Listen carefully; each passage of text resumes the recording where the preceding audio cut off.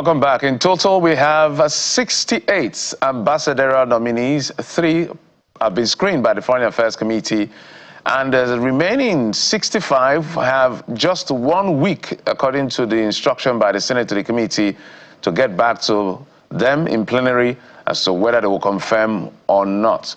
And new names have emerged. The first list had the highlights of Mahmoud Yakubu, former INEC chair, Femi Fani-Kayode, Reno Mokri, former governors of Enugu and Abia State, and several other persons. But the new list, or additional names that have been added to the list, now includes Abdurrahman Dambazo, former Minister of Interior and former Army boss. Of course, we also have Naval boss and immediate past Administrator of River State, Ibokete Bas. We also have Senator Itainang and many more others. So in total, 64 persons will be screened. That's why we're bringing in a public affairs analyst, a political affairs analyst as well. Mr. Jide Ojo joins us this morning. Mr. Ojo, thank you for coming on the program.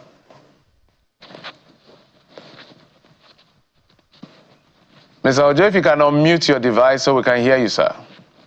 It's already unmuted. All right, fantastic. We can hear you loud and clear.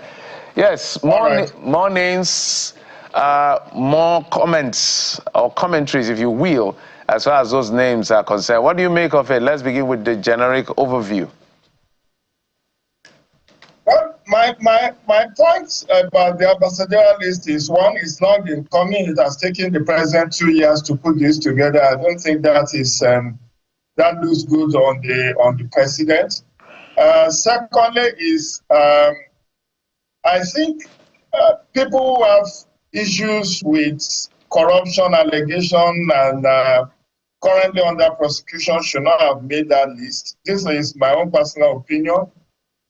Given the fact that they are going to be representing the country outside, it speaks volume when someone who is your ambassador is answering criminal allegations, is wanted corruption, or is having to deal with issue of corruption allegation and all of that.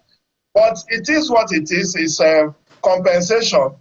I guess it's just to give compensation to those who have worked for the president, including those who did anti-party in their respective party. Because people have said, oh, this is a unification list.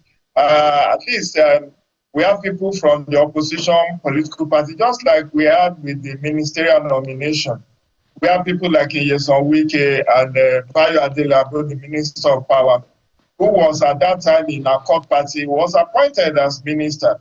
You also recall that Dame Bianca Ojukwu is still a member of the All Progressive Grand Alliance and is a minister of the Federal Republic under APC. So people have also said this ambassadorial list, particularly the non-career ambassadorial list, is made up of people from different political parties. But if you have to do anti-party to get this kind of recognition, I don't think it's helping to build our democratic institutions. Yesterday night, I saw on the social media that the ambassador nominee from Yobe State, one senator, is dead. He died in June, and his name still made it to the list. I don't know if that is confirmed, but that brings us back to the era where people are nominated without due process to know whether they are still alive or not.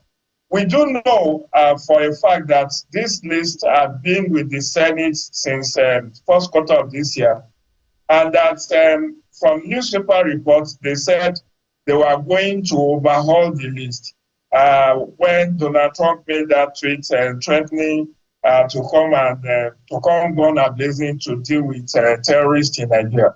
And I thought that those who are in charge of preparation of the list should have ensured that whether career or non-career ambassadors are people who are alive, and that nothing has changed from the initial position. Because I do know from first quarter of this year that Reno Mokri and Femi Fani-Kayode had been speculated to be on that initial list. That was as far back as March this year.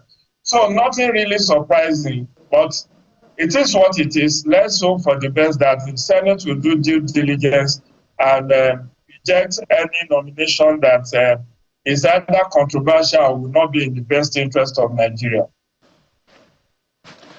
Quite a lot to unpack, really. And for a lot of people who have been wondering, what is the rationale behind this?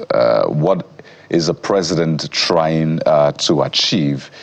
What would you say it looks like for you? By the way, I see you were referring to the nominee from Yobe State, Adamu Garba Talba Nagri.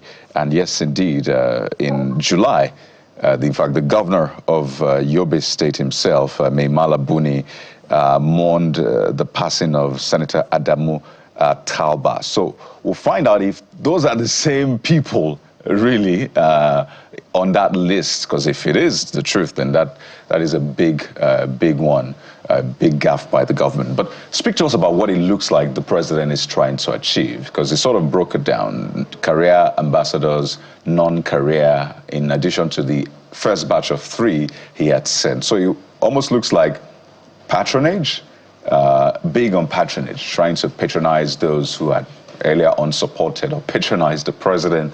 Then he gives some room for professionalism. But the optics of it, what does it look like for you? Well, Kayode, if you look at the optics, it's a misgrill. We do know, I recall that the Presidential Campaign Council of Asiwaju Bola Ahmed Tinubu was made up of over 3,000 APC members, 3,000 or thereabout. Now, many have been waiting in the wings, hoping that they will get their due compensation in this first term. And I recall that there was an agitation some months back, some people crying out in the media that we work for you, you have not given us anything for the good job we did in enthroning you as president.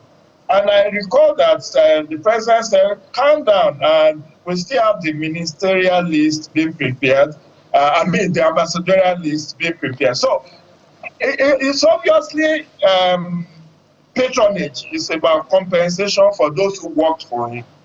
But you see, it's not just an ambassadorial appointment, is not just head of ministry, department, and agency. This person is going to be representing your interest in another country.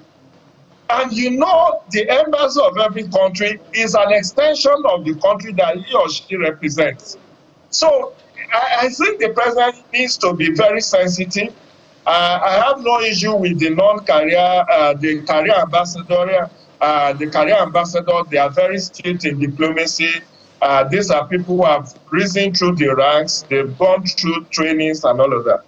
But if you have a politician-heavy ambassadorial list, aside from being job for the boys, what then do you achieve at the end of the day? Because I have written a couple of articles in my column in the Punch newspaper, begging and pleading and lobbying and asking the president to appoint ambassadors 2 years into his administration. So when the name started coming out, I was excited, I was happy, because the belief I have is that if we have a very good ambassador in the US, this issue of Christian genocide could have been tamed and some clarity could have been provided, rather than relying heavily on Minister of Foreign Affairs and the Nigeria Diaspora Commission to be doing all the troubleshooting.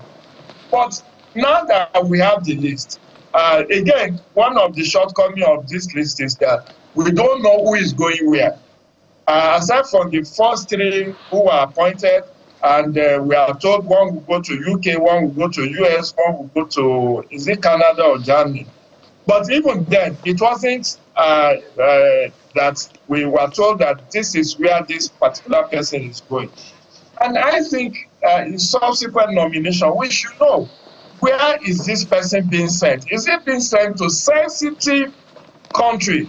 Because sincerely speaking, we have about 197 countries all over the globe. I know the list may not be that heavy to have ambassador in every country. Some will have dual mandates, maybe one ambassador covering 2-3 countries. So I know that this 65 is still it's still a far cry. Maybe we'll get to 100 or thereabout, or 120. We don't know whether the president is going to shut down any of the high commissions and embassies because of paucity of funds, because that's what Minister of Foreign Affairs said middle of the year when he was asked when would the ambassadorial list come out, and he said because of economic paucity of funds to run those embassies, government has to take a deep dive and think through how to. So we have not had any policy statement from the Minister of Foreign Affairs or from the presidency. Yeah. Whether some of these embassies will be shut down or who will go to where. But suffice to say that I think if at the end of the day the Senate confirms all of these 68, they need to be properly trained. Yeah. A kind of induction must happen, particularly for the politicians amongst them to know of having to be there.